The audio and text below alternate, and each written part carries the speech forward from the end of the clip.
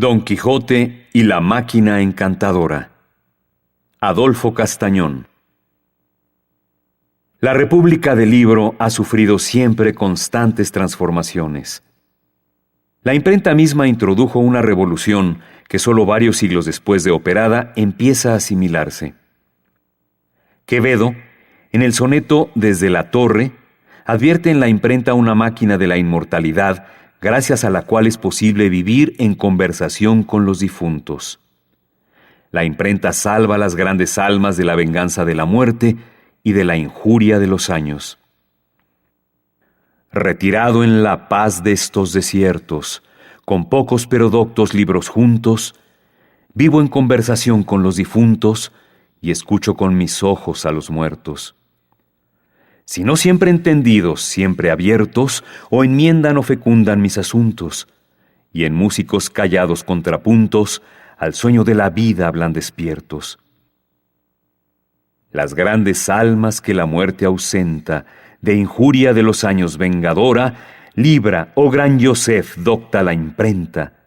En fuga irrevocable huye la hora, pero aquella en el mejor cálculo cuenta, que en la lección y estudios nos mejora. Pero este heterodoxo cielo de la cultura que ofrece salvación estética e intelectual no es plenamente puro.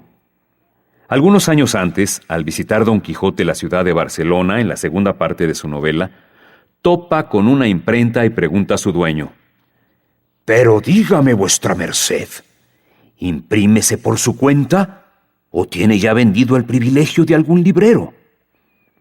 El editor responde tajante: «Yo no imprimo mis libros para alcanzar fama en el mundo, que ya en él soy conocido. Provecho quiero, que sin él no vale un cuatrín la buena fama». Aunque sustancial al oficio, esa voluntad de lucro no deja de empañar el resplandor que irradia la máquina de la inmortalidad. De ahí que el mismo Cervantes, por boca del lúcido licenciado Vidriera, suelte estas claridosas cautelas: «Este oficio me contentaría mucho si no fuese por una falta que tiene». Preguntóle el librero que se la dijese. Respondióle: «Los melindres que hacen cuando compran el privilegio de un libro y la burla que hace a su autor si acaso la imprime a su costo, pues en lugar de 1,500 imprimen 3,000 libros, y cuando el autor piensa que se venden los suyos, se despachan los ajenos». Por desgracia, los ejemplares que se editan no siempre son fruto de acciones ejemplares, pues suelen ser materia de la estafa que el imprentero comete contra el autor. No son más ejemplares aquellos otros producidos en forma gratuita o negociada, porque el editor que desprecia la fama y solo puede ver en la máquina de la inmortalidad un aparato para generar lucro, tiende en realidad a burlarse del escritor y a reírse de sus sueños. El editor se ríe del escritor porque sabe que ese sueño suyo es más promiscuo y democrático de lo que el autor, que para el editor solo es un personaje más, puede imaginar. El editor no solo imprime varios libros al mismo tiempo.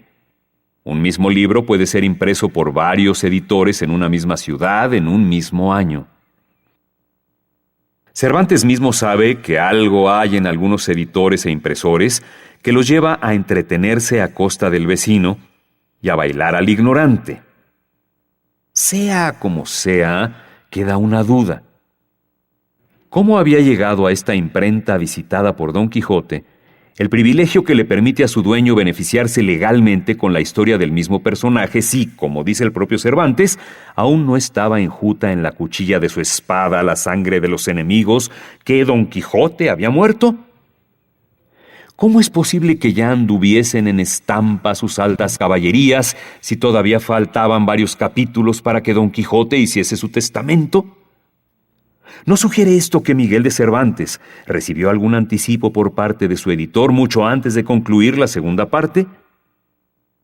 Cualquiera que sea la respuesta, parece oportuno detenerse unos momentos en la palabra privilegio. Jaime Moll, un estudioso de los problemas bibliográficos del Siglo de Oro, nos explica el significado de esta palabra en la producción del libro. El autor o editor, en una época en que aún no se había desarrollado el derecho de la propiedad intelectual, ni mucho menos los acuerdos internacionales de derechos de autor, quedaba expuesto a que la obra fuese editada inmediatamente por otro editor. Para impedirlo, existía el camino de solicitar del rey un privilegio para que, durante cierto número de años y en un ámbito geográfico determinado, nadie más pudiese legalmente editar esa obra. Para comprender esto, es preciso tener en cuenta la realidad política y administrativa de la España de los Asturias, ya que si todo privilegio es una concesión real, al no existir un rey de España no puede haber un privilegio para España. El comercio y la circulación del libro están sometidos a la legislación y jurisdicción de los distintos reinos. Aunque incipiente, el oficio editorial no es despreciable. En otras cosas peores, dice Cervantes, se podría ocupar el hombre. Precisamente este trabajo de ocupación, tarea y trabajo incesante, llamará la atención de Don Quijote en su viaje al fondo de la letra impresa. Y vio tirar una parte, corregir en otra, componer en esta, enmendar en aquella, y finalmente aquella máquina que en las imprentas grandes se muestra. Trabajo, sí, pero trabajo a menudo fácil y sin mérito, como por ejemplo el de la traducción sosa y simplona de una lengua romance a otra, que con toda justicia le parece a Don Quijote, quien, como sabemos, además de caballero andante, era crítico literario, ejercicio mecánico, un trabajo indigno más próximo de la faena industrial y la producción en serie que de la creación artística, pero con todo me parece que el traducir de una lengua a otra, como no sea de las reinas de las lenguas griega y latina, es como quien mira los tapices flamencos por el revés, que aunque se ven las figuras, son llenas de hilos que las oscurecen y no se ven con la lisura y tez del haz. Y el traducir lenguas fáciles ni arguye ingenio ni elocución, como no le arguye el que traslada ni el que copia un papel de otro papel. Trabajo también, pero trabajo de hechizo y magia le parecerían las versiones del árabe al romance, como esa que le da vida perpetrada por el sabio encantador Cide Hamete Benengeli. En resumidas cuentas, ese sueño de la vida que aduce Quevedo no siempre se verá cortado por la despierta conversación de los libros, ya que en ellos también se da, como recuerda Cervantes, un contrapunto oscuro y discordante. El sueño de la cultura es más pesado, más soso y mecánico, porque es industrial. Así se explica que entre los vapores de ese sueño de la cultura, los ojos de los editores confundan autores y personajes, como le sucede al impresor de Barcelona con el Quijote, ya que para ellos, mientras se traduzca en oro, la distinción es superflua.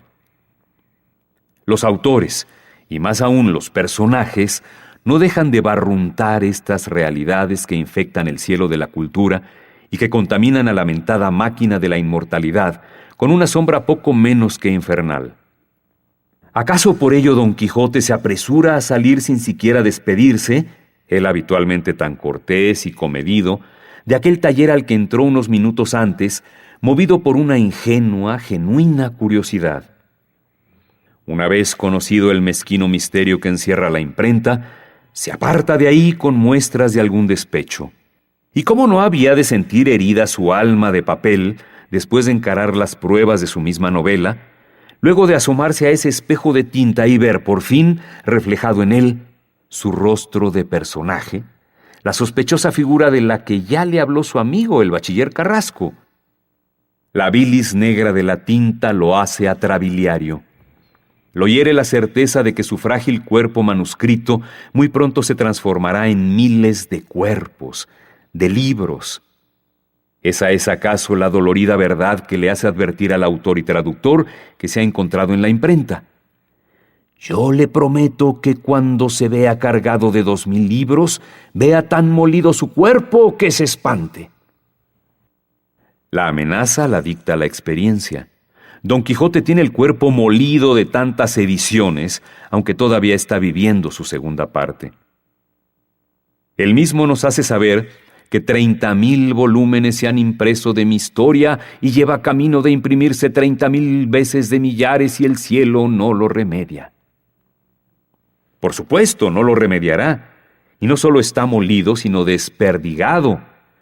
Si no, dígalo Portugal, Barcelona y Valencia, donde se han impreso y aún hay fama que están imprimiendo en Amberes.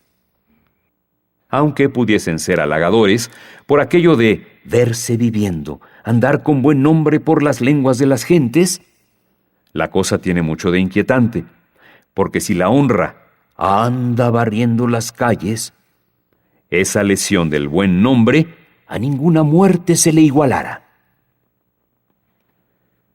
La máquina de la inmortalidad no deja de producir sentimientos encontrados. Sus sentencias son eternas, irrevocables, y para bien o para mal, no deja mucho lugar a la esperanza, pues lo impreso, impreso está. Desde otro ángulo, Quevedo nos ayudará a profundizar en las razones de la desazón que invade a Don Quijote en la imprenta. ¿Qué le daría más escalofríos al hidalgo de la Mancha? ¿Verse encaranado a su alma de papel y descubrir que solo es un personaje? ¿O advertir que esa férrea cuna que representa para él la imprenta es el vivero de una nueva y oscura orden de caballeros, la burocracia, ya no andantes sino sedentes, de guerreros apoltronados que gobernarían al mundo desde el escritorio con tinta y papel, y serían los verdaderos señores, los amos de un orbe regido exclusivamente por oficios escritos y dictados, y en el que la caballería misma sería novela, es decir, papel? Empero luego se inventó la imprenta contra la artillería, plomo contra plomo, tinta contra pólvora, cañones contra cañones. La pólvora no hace efecto mojada. ¿Quién duda que la moja la tinta por donde pasan las órdenes que la aprestan y previenen? ¿Quién duda que falta el plomo para balas después que se gasta en moldes fundiendo letras y el metal en láminas? Tal vez es esa la razón que hace explotar a Don Quijote y que lo lleva a exclamar que ese libro al que pertenece y que le pertenece será algún día quemado y hecho polvo por impertinente, pero su San Martín se le llegará como a cada puerco. Con ese anhelo incendiario, da por sentado que Cide Hamete Benengeli no es más que otro de esos historiadores fraudulentos que se valen de mentiras y que merecen ser quemados como los que hacen moneda falsa. Así es, y así debe ser. Y así este paso de Don Quijote por la imprenta cabe ser leído como una puerta secreta de la novela, una clave que nos permitiría acceder a una comprensión orgánica de las relaciones que sostiene Don Quijote con la verdad, su otra Dulcinea. Cervantes sabe que para componer historias y libros de cualquier suerte que sean, es menester un gran juicio y un maduro entendimiento. Tampoco ignora que el oficio del editor y del librero tienen algo de admirable y heroico, pues no se le escapa que es grandísimo el riesgo a que se pone el que imprime un libro, siendo de toda imposibilidad imposible componerle tal que satisfaga y contente a todos los que lo leyeren. Con todo, el sentir desazonado de Don Quijote al salir de la imprenta parece más bien hacer eco a aquel parecer expresado por Cervantes precisamente en el prólogo a la segunda parte, en el sentido de que hacer libros es cosa de locos, pero no más difícil que inflar con un tubo perros por la cola.